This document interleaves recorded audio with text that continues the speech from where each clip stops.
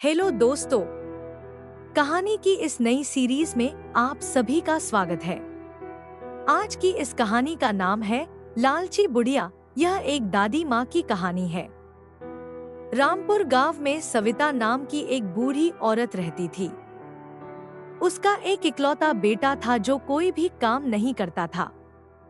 वह उसे हर रोज समझाती थी कि उसे कोई काम करना चाहिए। बेटे ने कहा कि वह शहर जाकर काम करना चाहता है और उसके लिए कुछ रुपए चाहिए। यह सुनकर सविता ने उसे अपने सारे गहने दे दिए। बेटा, माँ, मैं शहर जाकर चिट्ठी लिखता रहा करूँगा और हर महीने रुपए भी भेजा करूँगा।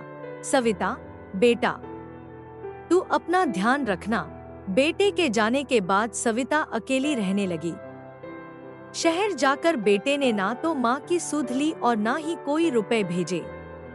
उसे रोज के खर्चे के लिए भी परेशानी होने लगी। एक दिन वह हाथ में पोटली लिए कहीं जा रही थी।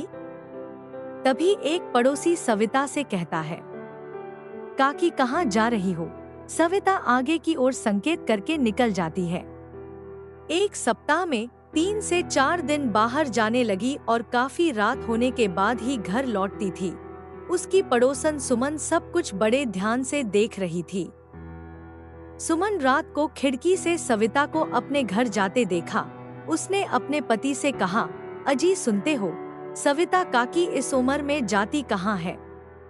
देखो तो इतनी रात को अंधेरे में वापस आई है।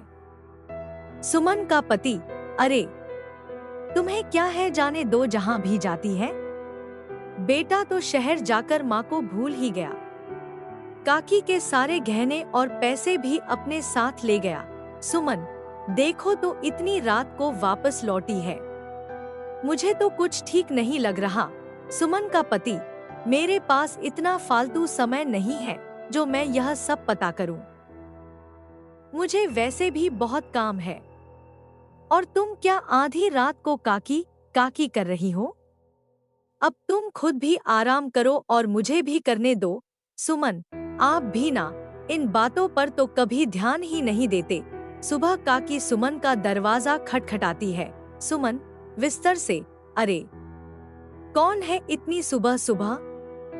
चैन से सोने भी नहीं देते। सुमन दरवाजा खोलकर, अरे काकी, तुम आओ, अंदर आओ। सविता, नहीं सुमन, अभी काफी काम है। एक कटोरी देते हुए, ये ले, हलवा अभी अभी बनाया है, एकदम गर्मा गर्म है। तेरे पंकज को हलवा बहुत पसंद है ना, उसे खिला देना। सुमन, आज कोई नई बात है क्या?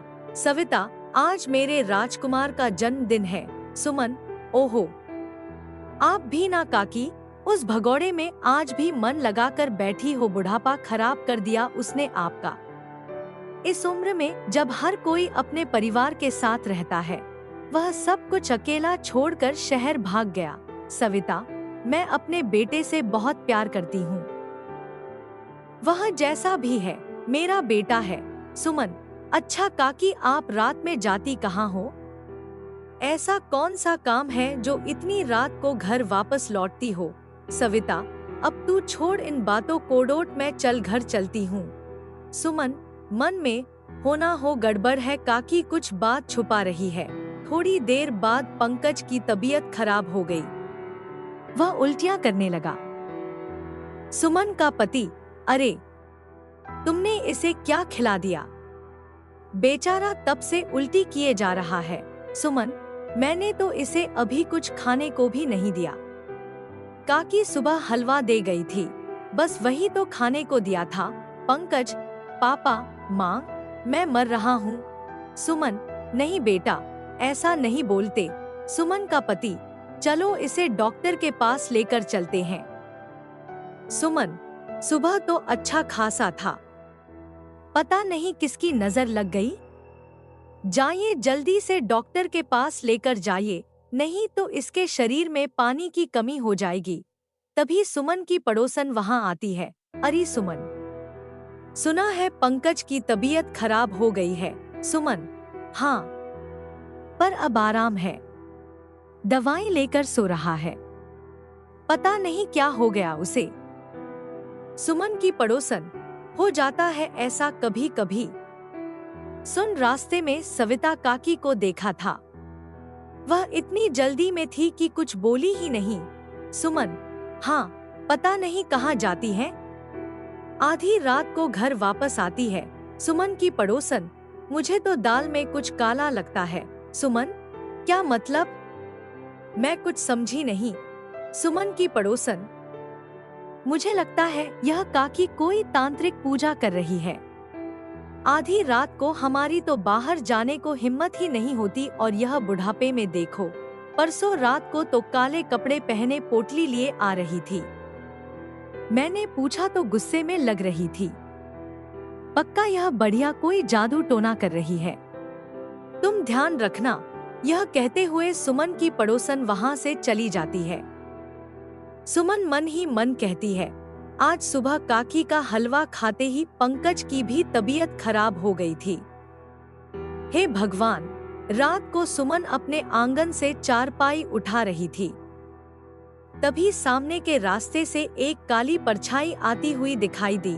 काले कपड़े पहने, बाल खुले, सिर पर लाल बिंदी और काजल लगाए, हाथों में एक लालटेन लिए एक बूढ़ी औरत लाठी टेकते हुए आ रही थी। उसे देखकर सुमन डर के मारे अपने घर के अंदर भाग गई। सुमन, हे भगवान, रक्षा कर। पता नहीं कौन सी बुरी आत्मा है। उसने खिड़की में से ध्यान से देखा। वह औरत सविता काकी के घर में गई। सुमन, अच्छा तो यह सविता काकी है। पता नहीं चुड़ैल जैसा रूप बनाकर यह जाती कहाँ है। मेरी तो जान ही निकल गई कि यह कौन है। काकी, तुम्हें तो मैं सुबह देखती हूँ। तभी गांव के लोग लालटेन और लाठियां लेकर आए। गांव के लोग, माधव, माधव जल्दी बाहर आ। सुमन, सुनिए जी, बाहर आपको कोई बुला रहा है। सुमन का पति, अरे इतनी रात को कौन है? वह जल्दी से बाहर आता है। गांव का एक आदमी, माधव, जल्दी चल हमारे साथ। माधव, क्या हुआ? बताओ तो सही। गांव का व्यक्ति, कैलाश का बेटा नहीं मिल रहा। 3 घंटे पहले टहलने गया था पर अभी तक नहीं आया। उसे अंधेरे से बहुत डर लगता है। माधव भी उनके साथ चला गया। सुमन, हे भगवान, इतनी देर हो गई और यह अभी तक नहीं लौटे। सुमन की पड़ोसन, सुमन, अरे ओ सुमन, सुमन, बाहर आकर, अरे गोरी, तुम? गौरी, हाँ। अकेले मेरा जी घबरा रहा था। गांव के सारे आदमी अभी तक नहीं आए। फर्श पर बैठे बैठे बातचीत करते करते सुमन और गौरी को नींद आ गई।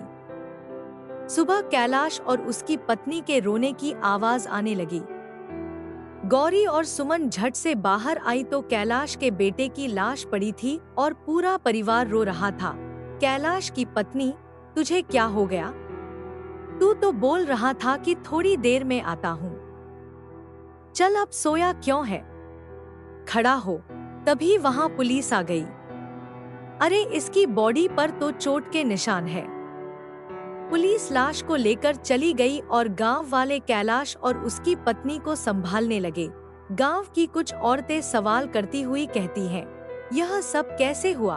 उनमें से एक आदमी जवाब देता है, हम सब बाहर सड़क पर टहल रहे थे, तभी कैलाश का बेटा हमें वहां पड़ा हुआ दिखा।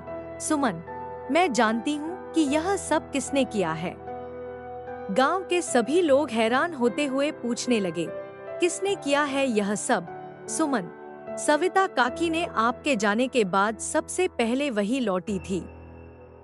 आजकल गांव के बाहर पता नहीं कहाँ जाती है। इसे देखकर तो मैं पूरी तरह घबरा ही गई थी। वह आधी रात गए ही वापस आती है। कल जैसे ही आप निकले थे, ठीक उसके बाद वह अपने घर में घुस गई थी। कल जब उसने हलवा दिया तो मेरे पंकज की भी तबीयत खराब हो गई थी। गौरी, हाँ, पता नहीं इनके घर में क्या चल रहा है। इनका बेटा तो इन्हें भूल ही गया है। गांव का एक व्यक्ति, बुरा मत मानना, कई दिनों से शक तो मुझे भी था कि यह बढ़िया अजीब अजीब सी हरकतें कर रही है। शायद कोई तांत्रिक क्रिया। गौरी, मुझे तो लगता है यह अपने बेटे को घर लाने के चक्कर में हमारे बेटों की बलि दे रही है। कैलाश के लड़के को इसी ने मारा है। उस रात को यही सबसे पहले घर आई थी। सुमन, ना ऐसा मत बोलो। भगवान सबकी रक्षा करें। गांव का व्यक्ति, गांव में पंचायत को बुलाओ और इस बढ़िया को भी जल्द से जल्द फैसला करो। शाम को एक व्यक्ति सविता काकी को बुलाने जाता है तो वह बूढ़ी औरत हाथ में एक पोटली लिए दरवाजा बंद कर रही थी। आदमी, अरे काकी, तुम्हें पंचायत ने बुलाया है। सविता काकी, अभी तो मैं जरूरी काम से बाहर जा रही हूँ, बाद में आ जाऊंगी। आदमी, काकी, पंचायत बैठी हुई है, बहुत जरूरी काम है आपसे, जल्दी चलो। सविता काकी, अरे मेरा काम भी तो जरूरी है, जा कह दे बाद में आऊंगी। आदमी, ना जल्दी चलो वरना उठा के ले जाएंगे। सविता काकी, अरे कोई जबरदस्ती है। आदमी, आप चुपचाप चलो मेरे साथ। सविता काकी गांव के उस आदमी के साथ पंचायत चली जाती है। सरपंच, सविता काकी तुम आजकल रात में कहाँ जाती हो? सुना है आधी रात को लेट घर आती हो। सविता काकी, मैं कहीं भी जाऊं? कितनी ही देर रात आऊं? गांव वालों को इससे क्या? सरपंच, पोटली में क्या है? सविता काफी, कुछ नहीं। सरपंच, जरा खोलकर दिखाओ।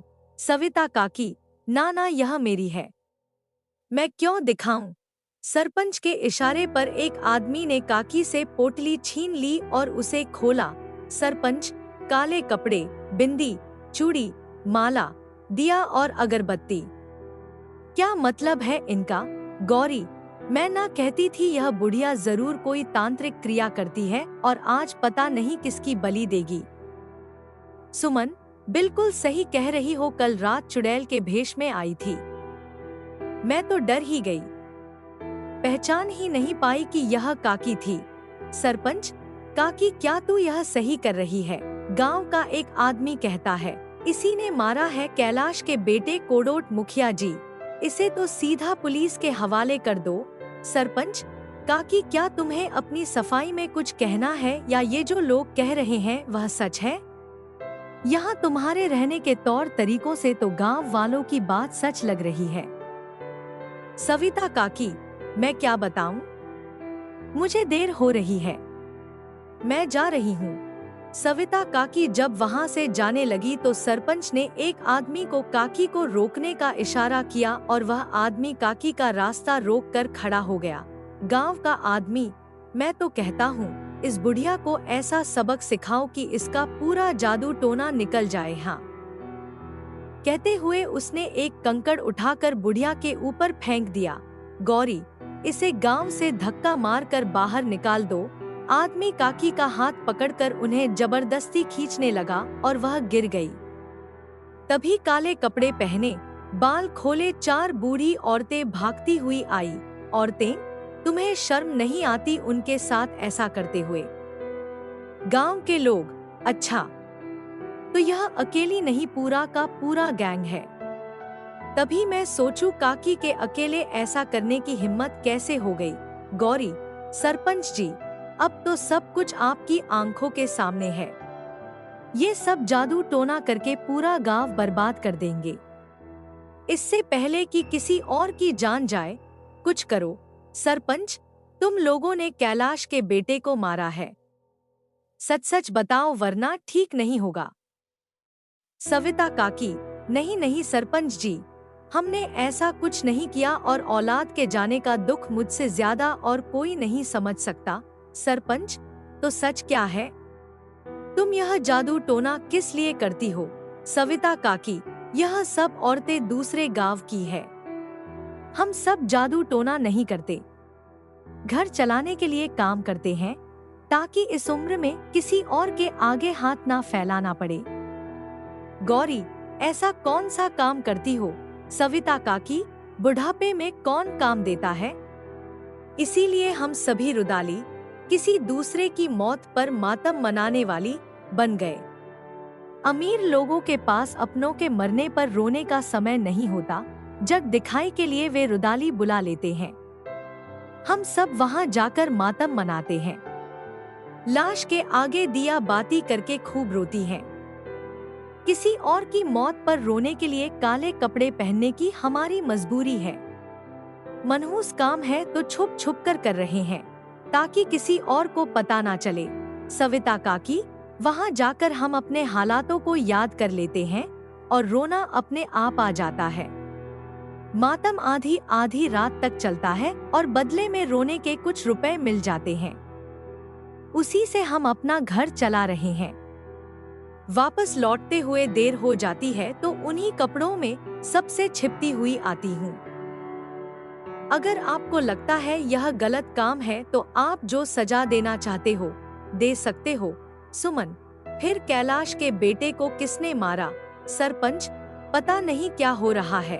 तभी वहाँ कुछ पुलिस वाले आए। पुलिसकर्मी, सभी गांव वाले ध्यान से सुनो। कैलाश के बेटे की हत्या किसी आदमी ने नहीं बल्कि जानवर ने की है। पोस्टमार्टम में जो उसके शरीर पर निशान पाए गए हैं वह एक बैल के सिंग के हैं। गांव का व्यक्ति बैल, लेकिन यहाँ तो सब अपनी बैलों को बांध कर रखते हैं। पुलिसकर्मी, हमारी तहकीकात में पता चला है कि कल रात जमींदार का एक खतरनाक बैल उसके नौकर को धक्का मारकर वहां से निकल गया था। नौकर ने डर की वजह से किसी को यह बात नहीं बताई। गांव का व्यक्ति, इससे यह पता थोड़े ही ना चलता है कि बैल ने ही उसे मारा है। पुलिसकर्मी, भाई, हमारे पास और भी कई सबूत है। जब वह बैल जमींदार के घर वापस गया तो उसकर सींगों पर खून के निशान थे। वह खून कैलाश के लड़के का है। हमने बैल, जमींदार और नौकर तीनों को हिरासत में ले लिया है। यह कहकर पुलिसकर्मी वहां से चले गए। सरपंच काकी, तुम्हें छुपकर काम करने की कोई जरूरत नहीं है, हमें माफ कर दो। सविता काकी, सरपंच जी किसी और के मरने पर मातम मनाने का काम में आपको कैसे बताती? आप लोग कैलाश और उसकी पत्नी को संभालो। उनका दुख मुझसे ज्यादा और कोई नहीं समझ सकता। अब सविता काकी बिना किसी डर के उन औरतों के साथ दूसरों की मौत पर मातम मनाने का काम करती है और उससे मिलने वाले पैसों से अपने घर का गुजारा चलाती है। गांव के सभी लोग अब सविता काकी से प्यार से बातचीत करते हैं और उनके बेटे की अनुपस्थिति से उन्हें दूर रखने की कोशिश करते हैं। इस कहानी से आपने क्या सीखा? नीचे कमेंट में हमें जरूर बताएं।